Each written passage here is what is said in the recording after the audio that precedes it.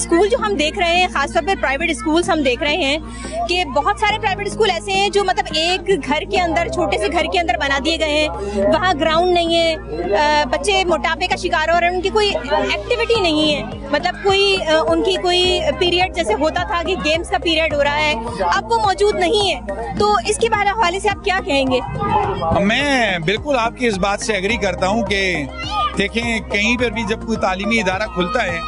تو تعلیم کو بھی تو ہم نے اس وقت تجارت بنا دی ہے. سمپل سی بات ہے.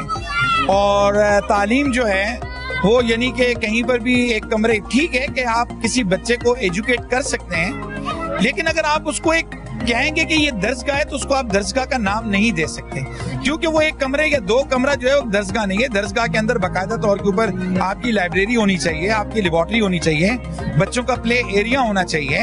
اس کے اندر وہ ایک اسکول جو ہے وہ باقاعدہ طور کے اوپر کہلاتا ہے. اور ہمیں بڑے افسوس کے ساتھ یہ بات کہنی پڑتی ہے کہ ایسے ایسے اسکول کھل رہے ہیں اور ایسے ایسے اسکول کھلے ہوئے ہیں کہ جن کے مالکان کا یا جن کے آنرز کا تعلیم سے دور دور تک تعلق ہی نہیں ہے، جس کی وجہ سے جو ادارے صحیح طریقے سے تعلیم دے رہے ہیں وہ بھی جو ہے وہ بدنام ہوتے ہوئے جا رہے ہیں. تو تعلیم جو ہے اس کو میں بالکل کہ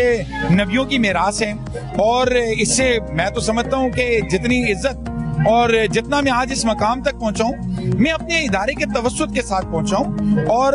کہیں پر بھی میں نے اپنے طالب علم کو یا کسی بچے کو یا کسی پیرنٹ کو اس چیز کی تلقین نہیں کی کہ آپ اگر ہم آپ کے بچے کو نقل کرائیں یا اس کو ڈگری، ہمیں اپنے سسٹم کو ٹھیک کرنے کی ضرورت ہے. جب تک ہم اپنے نظام کو ٹھیک نہیں کریں گے تب تک ہم ایک دوسرے کو الزامات دیتے رہیں گے، تو اس وقت تک یہ معاشرے کے اندر یہ بگاڑ جو ہے وہ ٹھیک نہیں ہو سکتا. چند ووٹوں کی خاطر، چند نوٹوں کی خاطر، چند سکوں کی خاطر ہم اپنی نوجوان نسل کو تباہ کر رہے ہیں. اب اس نوجوان نسل جس کے پاس A1 گریڈ کی ڈگری ہے، جو بورڈ کے اندر فرسٹ پوزیشن، سیکنڈ پوزیشن لیتا ہے،